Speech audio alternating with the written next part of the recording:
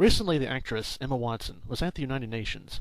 She was there promoting a campaign called He for She, a campaign to promote women's rights.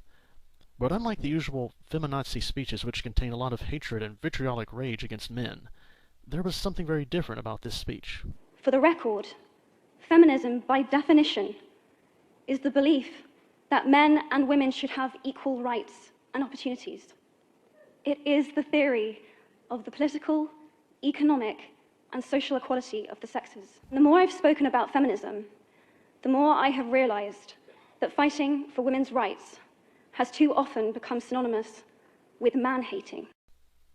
Emma Watson shouldn't be too surprised, however, that her movement is most likely identified with hating men, because for the most part throughout its history, the feminazi movement has been a hate movement. Don't be fooled by Emma Watson's nice smile and kind demeanor. It's only been recently that some feminazis have decided to soften their image. It's because, in some places, feminazism and its philosophy is not working too well. Very recently, polls taken show that not a lot of women identify themselves as feminists, at least here in the United States. However, the case in Britain is far different. As bad as the feminist movement is in the United States, in Britain, it's even worse, much worse. In fact, it could be said that the feminazis have already won the war against men in Britain. They have completely destroyed everything and have pretty much taken over the whole country. Men are all but stripped of all their rights, and at best are considered second-class citizens. In this documentary, you're going to see what the future would look like if feminists have their way in the United States and they complete their war on men. We know what it will look like because in Britain, the war is over, and the feminazis, at least in Britain, have won. And this is how it started. In the late 70s, politics in Britain became more extreme.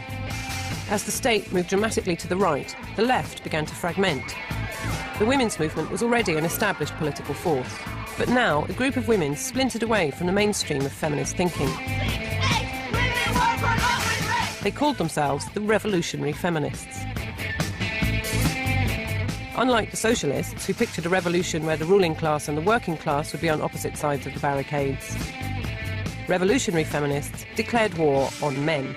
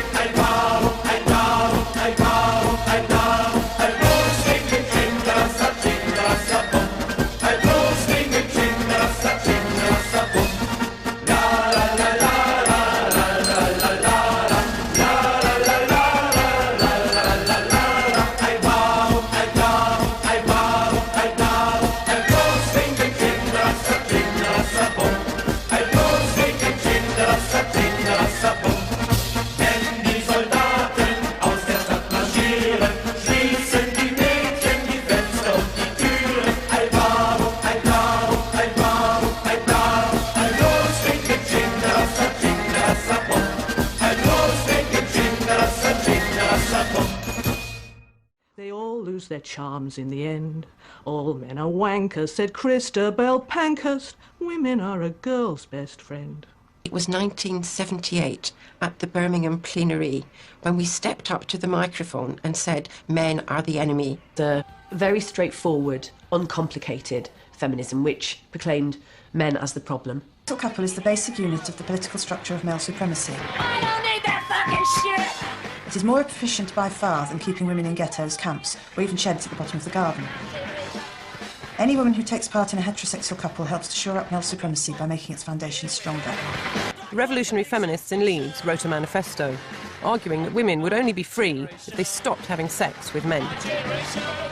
Giving up fucking for a feminist is about taking up politics seriously. Women who are socialists are prepared to give up many things which they might enjoy because they see how these things tie into and support the whole system of economic class oppression which they are fighting. They will resist buying Cape apples because the profits go to South Africa. Obviously, it's more difficult for some feminists to give up penetration, which is so fundamental to the system of oppression which we are fighting. The revolutionary feminists advocated what they called political lesbianism. This meant becoming a lesbian for political reasons, whether you fancied women or not. We're heterosexual women who were on our side. But what I could never understand, and I did resent, was them going home to men at night. It just seemed such a contradiction. And often I would get very angry when I would challenge them about this, and they would say, well, that's just the way I am, I just don't fancy women. Having no understanding at all of the fact that sexuality is a social construct, and that we all make choices depending on the way that we want to live in the world we want to see. I think we really believed at the time that the vast majority of women would eventually withdraw their energies from men. And then we'd be at the position where men would want to respond against that, and that could create a dangerous situation where there would be barricades between women and men.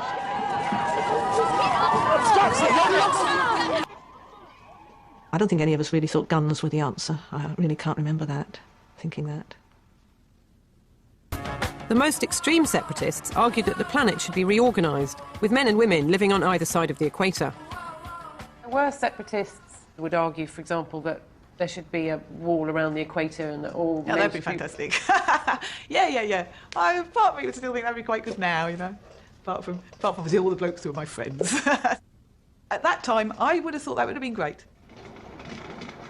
What was the logic in terms of how the human race would reproduce itself? Well, even then we were aware of huge technological breakthroughs. There's many ways in which the human race could continue to reproduce itself. So you weren't worried about that? That was not at the forefront of our mind, no.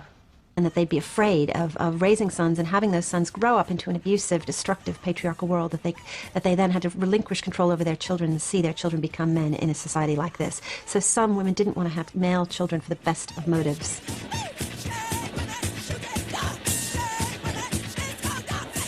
I'd been to some events, oh God, when was this? Maybe early 80s, where women who had sons weren't allowed to leave their sons in the creche. You could only leave your daughters in the creche. That just really wound me up, stuff like that. That for me was as stupid as people only having female cats. A lot of radical feminists felt that you should give them up. There were actually women who were saying you should give up boy children. I can't believe it now. It was so cruel and so horrible. Sue O'Sullivan's two sons were very young when she left her family to live as a lesbian. I left my sons with my husband and I went back and would stay there three times, 4 times a week. And so I was never out of contact and never not caring for them at all. But it did pull me apart at the time, and it certainly obviously pulled other people in my family apart too. Some separatists were forced to make an agonising choice between their sons and their politics. Linda Bellos chose politics. The reason I left, and left both my children, was that boys weren't allowed. And I could not, and I would not, even today. I mean, I obviously find this quite painful, but I could not leave my son and take my daughter. The revolutionary feminists analysed the cause of women's oppression. For them, it was male violence that kept women in their place. Penile imperialism was the rule and control over women under male dominance through the wielding of the penis. I mean, a clear way is indecent exposure in the street. But it's way from all other forms of sexual violence. And it's what keeps women off the streets, frightened in their homes. Really, it's force and threat of force that keep men individually and collectively in power over women. That's the big one, and we started analysing all the different forms that male violence against women took. In response, in 1980, the revolutionary feminists set up an organisation called WAVOR, Women Against Violence Against Women. The first thing they did was to reclaim the night. Just the phrase reclaim the night, who were you reclaiming it from? Men. Reclaim the Night began when the Yorkshire Ripper was stalking the streets of West Yorkshire. And we were told by police not to be out on our own late at night. So there was effectively a curfew on women. Among our slogans were women demand the right to walk the streets sex at night. What do we want? An end to male violence. When do we want it? Now. A lot of women were just really angry by the curfew that was in operation, by the control that men seem to have over women not being able to walk up alone at night. Why wasn't it that men were told, be at home by 8 o'clock or account for your whereabouts? That was far more important in terms of keeping women safe. It was very strengthening. We had flaming torches and we marched down the street, shouting, women demand the right to water sight and other such. And it was at the time when the pubs were just empty, and so groups of men came into the pubs, beer and someone shouting at the phone, oh, what's this? It felt really powerful. A group of extremists, calling themselves Angry Women, splintered off from Wavell, becoming, as it were, their provisional wing. There were times when toilets and cinemas were blocked with concrete and eggs were thrown at the screen, that kind of thing. So there was always something going on, and we had really strict rules that whoever was doing it didn't tell the others, and that we do not to this day know anything that was done by outsiders. I know what I was involved in, and I couldn't tell you what anybody else was involved in. One heard about a militant wing of the radical feminist action. That wasn't you. Activism. That wasn't Wavell, no. There was quite extreme action taken on sex shops. Some of them were burnt down. We never burnt down sex shops. You know, that was happening in Leeds, and there was this whole thing. That's really good. That's something you want to do. Did you burn down any sex shops? No, I didn't burn down any sex shops. Even now, I don't really sort of ever talk about it. But we would go and we would vandalise sex shops. That's what we would do. Yeah. Were you an angry woman in Angry Women? Yes, I was. And what kind of things were you doing? I'm not prepared to say. The more I've spoken about feminism, the more I have realised that fighting for women's rights has too often become synonymous with man-hating. Men and masculinity are being marginalised. Manly virtues are now laughed at. Worse, they're considered dysfunctional. Men are being edged out of the family, the workplace and wider society. The game of life is increasingly being played by women's rules. Success and failure measured by women's criteria.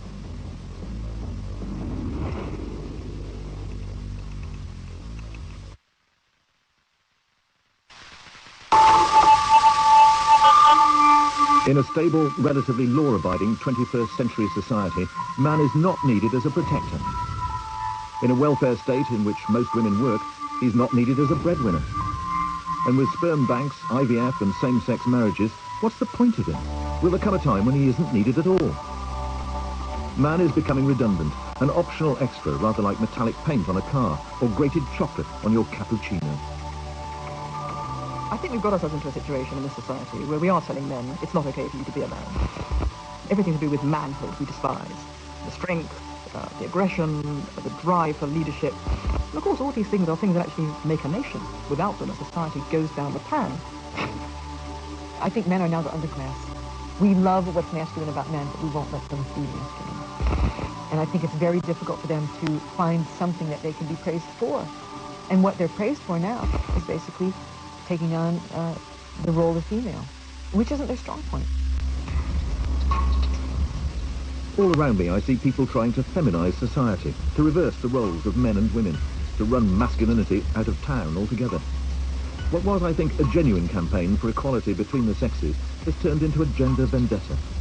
The whole male sex is being demonized. The pendulum has swung too far in women's favour. It's time to redress the balance. A lot's changed since the 60s. Back then, a generation of angry young females turned their backs on housewifery and marched off to be a different kind of woman.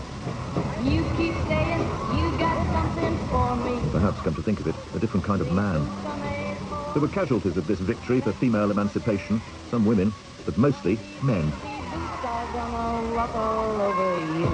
rights and liberation. I think the demonization of men has come from what I would call extreme gender feminism. That's not the kind of feminism which says that men and women should be regarded as equal in a sense of having equal opportunities and women being treated with respect and so forth. It's the kind of feminism which took over in the late 60s, early 70s, which basically said that men were intrinsically violent, that men were all rapists, as the phrase went at the time. And I'm afraid that's rather stuck. Outsmarted and outstripped by women at every turn, men are in crisis. You only need a quick look at the statistics. Sperm counts are falling by 2.6% a year. The male suicide rate has risen by 70% in the last decade. 93% of convicted acts of violence are carried out by men. 65% of divorces are initiated by women.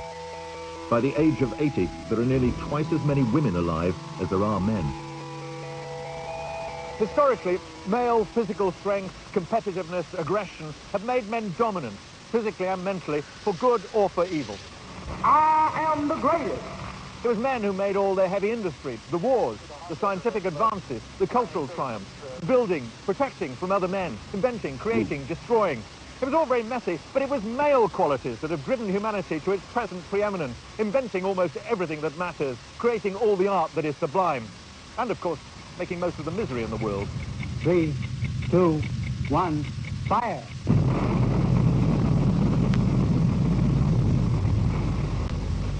The Second World War sent women into the workplace.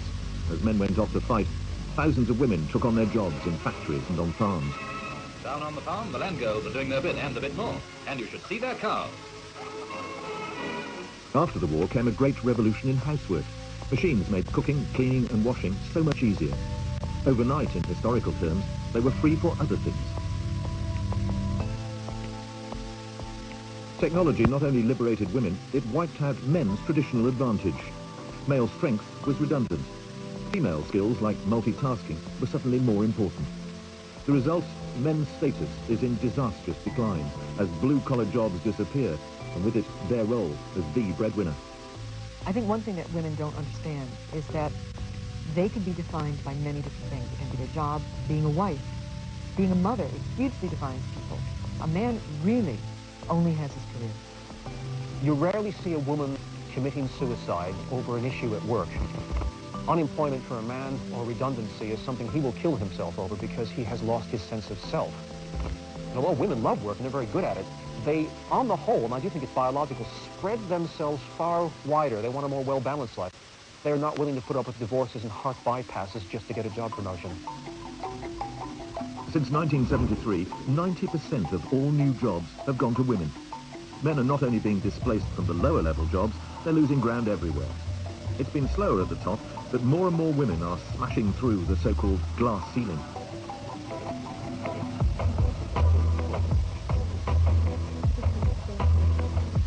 Rachel Elno is founder of Red Letter Day, a company that sells once-in-a-lifetime luxury experiences. I wanted her opinion on how far feminization has infiltrated big business. Do you think business is a male-dominated arena still? Yes, very much so. And I think it's probably one of the last bastions of the male control. And all of the kind of powerhouses of control are still hugely male-dominated. I think they're clinging on as hard as they can, you know, to keep that power. Women who are getting to the top of those organisations have done it through almost being very masculine or alpha female at the very minimum.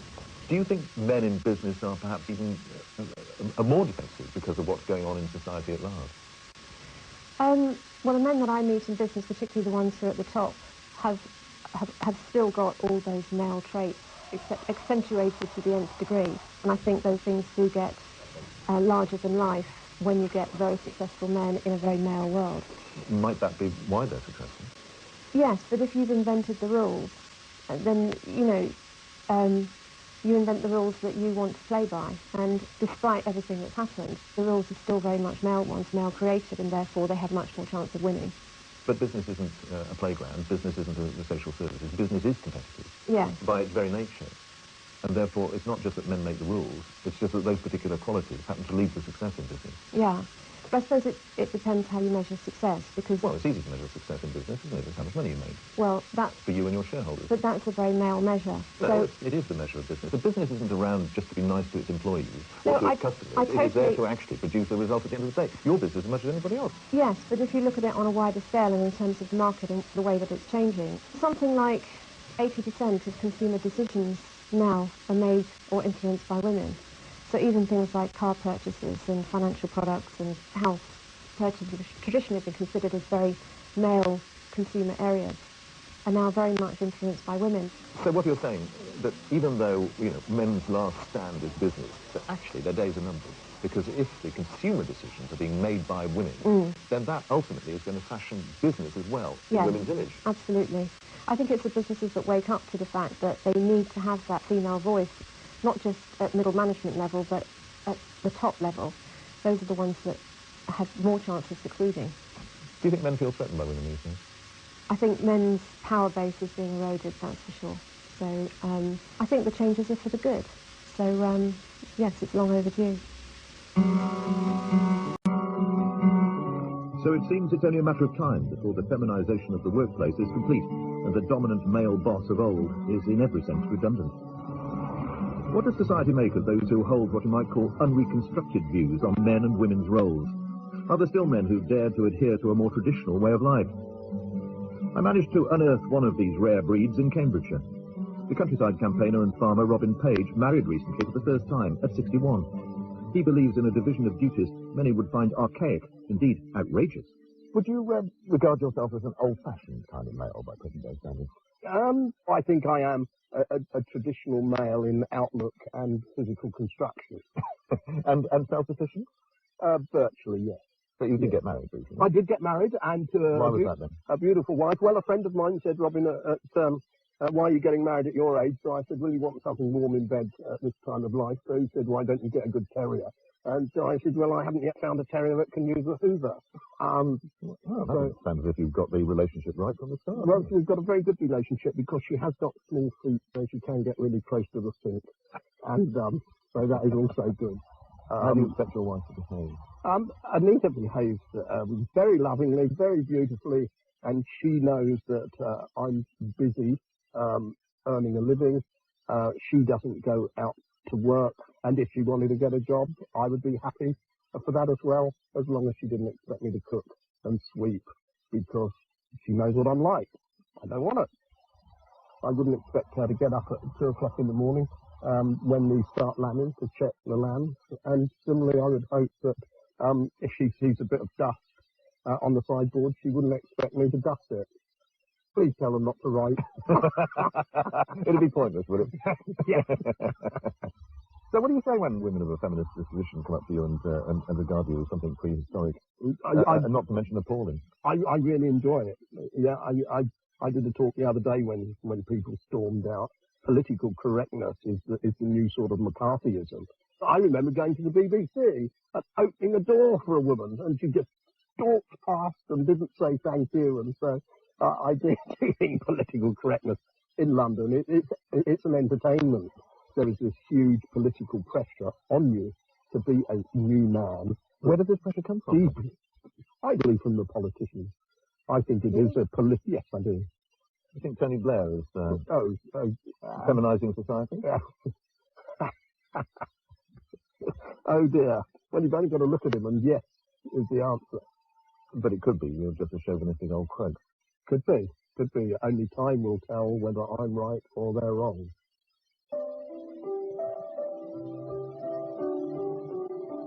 What does it all add up to? Well, there are lots of exceptions, of course, lots of qualifications, but basically, men have lost their role, and women, for the first time in history, are on top. And there's nowhere where men have been more obviously marginalised than in the family. I think this feminisation of Britain has taken a number of different forms. Probably the most important, I would say, is the restructuring of the family around the idea that fathers are a kind of optional extra. They've become, if I can boil it down in this way, no more than sperm donors, walking wallets, and occasional au pairs. More than a quarter of births in the UK are now outside marriage, and many women consider single motherhood a perfectly acceptable lifestyle choice. But I think this growing trend for women using men just to have a baby and then discarding them is dangerous. I think children need two parents, a male reference point, as well as a female one. I would, of course, have a man. Laura Baker-Graves is a life coach and single mother. She has 3 sons by 3 different fathers. Laura, was being a single parent choice or circumstance? Oh, sure. Absolutely. I was, how old was I? 32, 33? Although I'd never been greedy in my 20s, I'd always said I wasn't going to have kids, actually. I then started to think, that having kids was something I really wanted to do. I wasn't willing to miss out on it. So you've got 3 children? Yes. By different fathers? Yes. None of whom are around, at least on a permanent basis now? That's right. They are at best walk-on parts in your family life? Yes. Does it work? Yes. It works Seriously, really... does it work, or are you just making No, it works really, really well. I had a lot to offer a child. It might sound arrogant, but I thought I would make a blooming good parent. I mean, I had a fantastic childhood. My parents and I are still really, really close. So I felt I had a very good role model. I would say that I'm intelligent and articulate and, you know, quite sort of go out there and do it. And But you talk about having a good childhood, maybe even an ideal childhood, with 2 parents. I mean, you didn't have any reservations about, because, you know, you were taking a risk of being 2 parents, but... You didn't think it was essential for your child? No, I didn't think so. What did your family make? Oh, well, after a bit of initial shock, they were very supportive. As I said, my parents are outstanding, and they're very good at letting me make my own mistakes. What do your children make of it? I don't think it strikes them as unusual, actually. I have an awful lot of women friends who are single parents, and so that's something the kids perceive as the norm in a way. I mean, the really fascinating thing about this is who you are, with 3 children by different fathers, none of them are around, which to people of, anyway, my parents' generation, maybe even my generation, would regard as how can I put this, unconventional, perhaps even disgraceful. And here you are, a life coach. Do you think this is the kind of lifestyle that should be encouraged? Oh, maybe encourage is too strong a word, but I think anything can be made to work, because everything's changed so incredibly. But wouldn't you prefer to be in a single, long-lasting relationship with a man who was father to all 3? No, I don't think so. Seriously. Families, it's generally agreed, are more complicated than ever before. Long gone are the days of breadwinner dad, housewife mum, and 2.4 children. Today, websites market sperm for women who want the child but not the husband, while men are driven to dress up as Batman and Spider-Man to demand father's rights. I think that the effect on the children of fathers becoming detached from family life has been absolutely disastrous. Generally speaking, the children of fragmented families, where there is no committed father sitting around, do worse in every single area of life. It's a built-in disadvantage. And we have built in now to our society this built-in disadvantage because we have told ourselves it's no big deal. It's preferable for a father to stay around, but basically women can do it alone.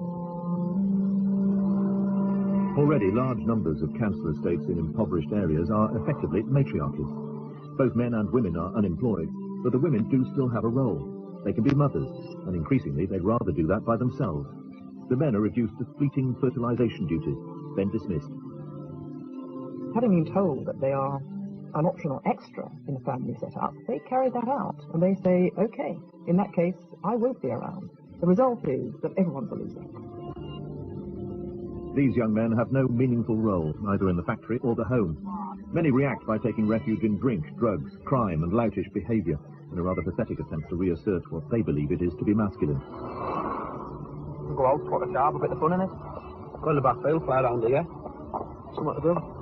And set them fire when they finish with it. If this continues, one of the greatest dangers of 21st century life will be the rogue, redundant male.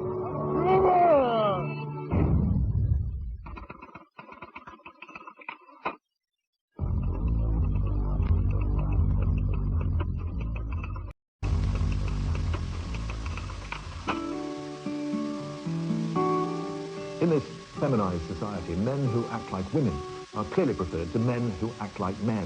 We live in touchy-feely times, and public figures like Princess Di and Tony Blair have promoted the idea of embracing, of caring, sharing, emoting, effectively stigmatizing traditional masculinity. You know, in my lifetime, I've actually seen things that we valued from men be devalued. Toughness, strength, tolerance, the ability to not talk about something, the ability to let things be. The values associated with men have been said to be wrong, illegitimate, or undesirable. Values such as stoicism, the old stiff upper lip, keeping your emotions bottled up, We're told on the contrary, everything has to be out in the open, nothing must be repressed, we must wear our hearts on our sleeves and our tears on our cheeks. I remember an interesting report which was issued by the relationship organization Relate, where they actually confessed that although women said they wanted their men to become more emotional and get in touch with emotions and share their vulnerability, when the men did actually do this, the women didn't fancy them anymore. And I thought, what a ghastly betrayal. You lured men into recreational weeping, only to say, we don't fancy you anymore, and we've lost respect for you. Please be a bastard again. Terrible. Britain's now got a cappuccino culture. And just as the simple, straightforward English cup of tea has been discarded in favour of continental frothiness, so the stiff upper lip of the traditional Englishman now looks completely outdated compared with freshly moisturised new man. Even the landscape around us is being feminised. Women have bars aimed at them, cars aimed at them. There are now decent pub lunches rather than curled-up sandwiches. All these things show that the growing economic power of women is ushering in an era dominated by females and feminine values. One male response has been reactionary, to dive headfirst into lad culture. Many younger men take refuge in beer, birds and football, much to the disgust of women. But is the fashion for laddism and loutishness a desperate cry for help from a drowning gender? I wanted to know what the 30-something male feels about men's current situation, so I met up with the journalist Piers Hernu. Piers, you write for Lads magazine. Would you regard yourself as a lad? Very much so, I think. Writing for men's magazines, you have to be in touch with men, and I've always regarded myself as a man's man, if you like. I have certain values that I hold dear. I like the company of men, and I like generally how men behave. Do you think the idea of the lad, the new lad, is in some way a response to what's going on? Yes, I think certainly it's a reasserting of sort of male values with the advent of Loaded magazine and bands like Oasis, kind of reintroducing a bit of a swagger back into the male psyche. The serious point here is if society is being feminised, you know, what's happened to the middle ground for men of, you know, sort of stiff upper lip, reticent, decent, middle ground men? It doesn't leave a lot of room for manoeuvre because you're sort of vilified if you reject the new touchy-feely, let's talk about our feelings, but we never did talk about our feelings. It was always the male way to internalise them and let them be dealt with that way. There's nothing wrong with the stiff upper lip. There's nothing wrong with not wanting to talk about something or to, you know, go into some big group hug or to discuss my childhood or something like that. You know, it's like that. It just doesn't work, and I won't be forced into it. What do you think are the special qualities that men have and women don't? We're more competitive, we're more aggressive, we're more rational, we're more logical, we're more interested in how things work. You know, we want to take things apart and analyse them. Women don't know how a light bulb works. They don't want to know. It's not their business. If they're not interested, they're not interested. They don't know about mechanics and cars and things like that. And you think those male virtues are important or vital or what? I think they're absolutely crucial. Without that, I can't see society moving forward one step, really. So a truly feminised society, in your view, would be disaster, would it? Yes, I think it would be like an aeroplane with one wing, you know, much bigger than the other. It just wouldn't fly, or it would fly straight into the ground, and you know, there'd be a great deal of trauma. In many ways, we're slaves to our own lechery, and that's our fault. But women know that, and they can make us jump through fiery hoops to get what we supposedly want. And that goes on an awful lot, and it's rather humiliating, I can tell you. Well, I'm sure you know. Not in this century. But even the new lads like Piers have their feminine side. 1 in 3 men under 40 now use moisturiser every day. Last year, British men spent £65 million on skincare products. They also shelled out £920 million on personal hygiene and £88 million on fragrances. Androgyny is the prevailing fashion. Men are having facials while women are buying cars. What's really interesting about where feminism has taken culture is that women now have what they want. And typically, something's missing. What women want was total fairness, total equality. They wanted what men had.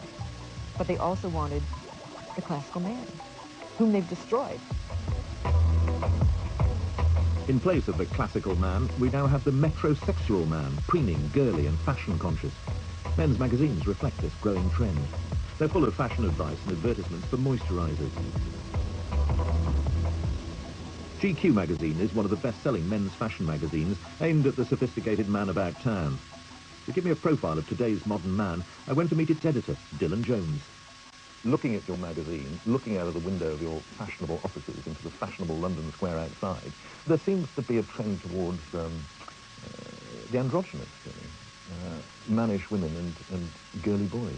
Do you think there's anything in that argument? I do, actually, and I think that the metrosexual man was very much a media construct. But I think pretty much it's true. It's a real demographic, and I think that men in the city, working in particular industries, are probably more effeminate. And I think a lot of it's got to do with the way they consume. And actually, men are far less sophisticated consumers than women are. And almost, we've been, in our industry, we've been going through a process in the last 30 years of educating men to consume as women. And the big growth area now is in cosmetics and grooming, moisturizers and what have you. How would you describe metrosexual man? A metrosexual man is a heterosexual man who has adopted various feminine traits. But as I say, it's mainly about shopping. But what's driving it? I think that in the society we're in at the moment is that men make their marks in different ways, and it's no longer just about the jobs you do, where you are in society. A lot of it's got to do with how you look, your behaviour, your attitudes, and I think that men need to define themselves in different ways, and I think that one way they are doing that is by consumption. It's still tied in with status, but it's a different kind of status. Where does all this leave traditional male virtues? I think traditional male virtues are kind of floundering as traditional men are. You know, as the safety net of society was pulled away in the 80s, lots of men didn't know what to do. That's why there's a huge rise in violent crime and drugs. You know, they don't know what they're meant to do anymore. Also, women have been encouraged to act like men.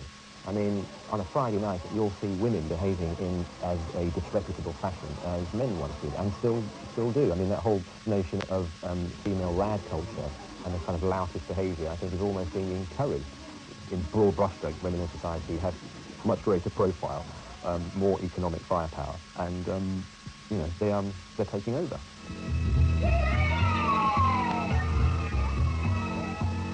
In towns across the UK, it's now commonplace to see packs of ladettes drinking pints, mooning, fighting, throwing up.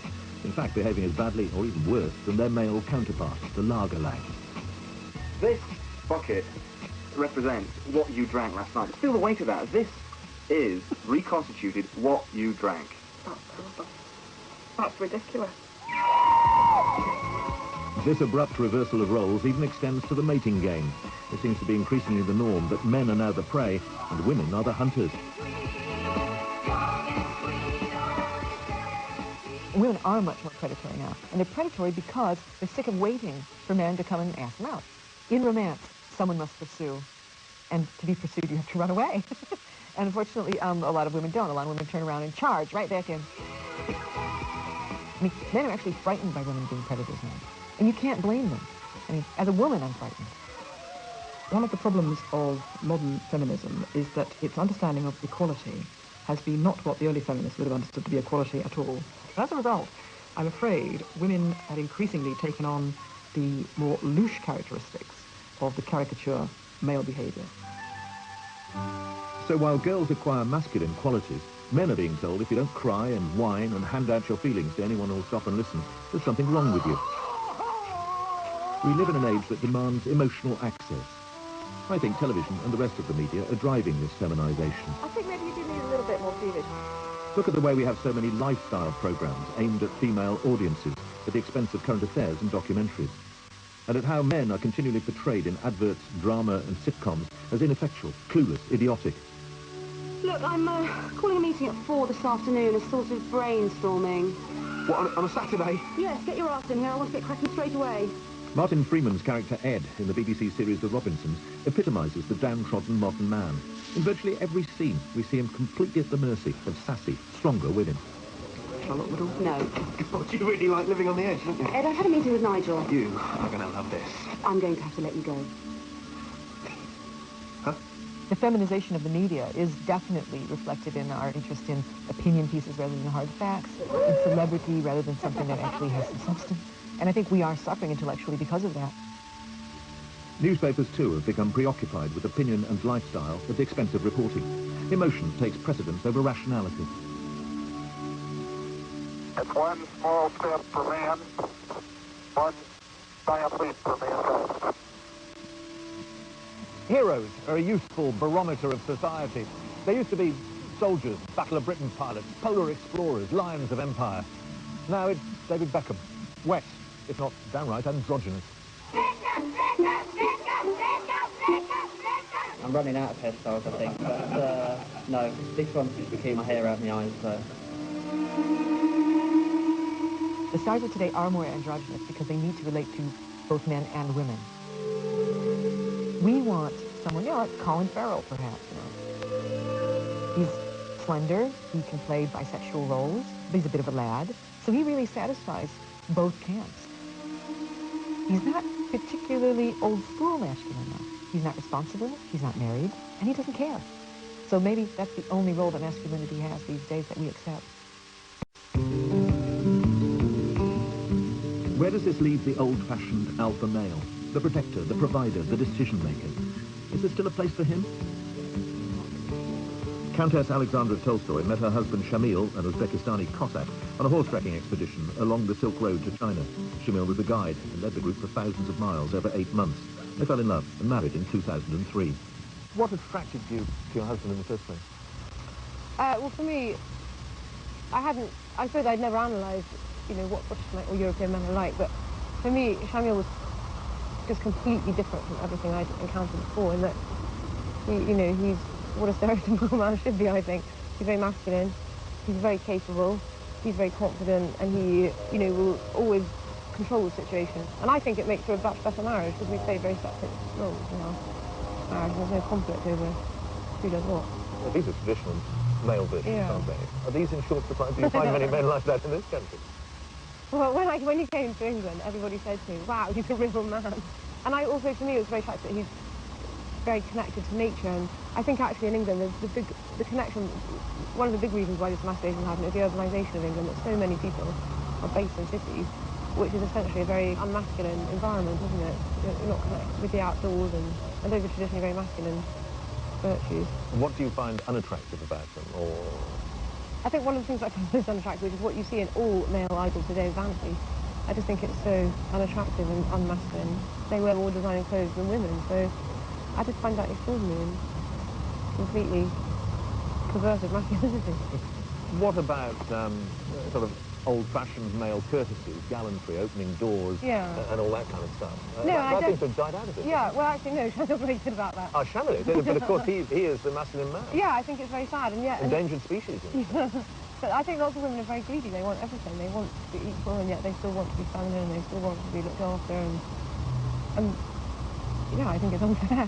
Where does this leave other traditional male virtues, like reticence, like stoicism, like competition and aggression, I suppose? Where does it leave all that? Well, I think it's very difficult, because men have been forced to subdue these very instinctive, natural emotions. I mean, it's very difficult to predict what will happen in 100 years. I cannot believe that it's normal to remove one completely natural instincts in a man. I can't believe that it will be good for society, good for the family, good for business, good for the economy, good for everything. I think we shouldn't meddle with nature. Do you think that's what we do? Yeah, definitely. Since the beginning of time, the male of the species has always been the stronger of the sexes. But now even Mother Nature is in conspiracy against us. With sharply falling sperm counts and rapid advances in IVF and genetic engineering, men could be in danger of becoming completely obsolete. I think everybody should be worried about men. I really do. If women really understood how men felt, they would act differently. It's not very clear to me whether this trend towards feminization of society will just continue careering along in the way that it is. In my view, it is so socially disadvantageous, it amounts to a kind of social suicide, if you like. And I think that right now, men are in a terrible position of not knowing where they stand. And I think women are at fault, because women are not giving a man a place to stand. And I think there's already some signs that women, especially younger generation of girls, are thinking that they don't wish to negate the progress that women have made. They don't wish to go back to the kitchen. They wish to have jobs and so on. They wish to be the equals of men in the public sphere. But nevertheless, I think there's a feeling that, things have gone too far. Girls know that the world is going their way. Boys can sense it, even if they don't know why it's happening or what it's going to mean for them. For all of human history, it's been a man's world. Well, here and now, it isn't. Men are going to have to be less like men and more like women, and even that may not be enough. Our fate may be that of male bees, drones in the hive, tolerated if we're lucky, but marginalised, despised, good for only one thing and then disposed of. And even that isn't essential. Maybe we're going to need that stiff upper lip after all.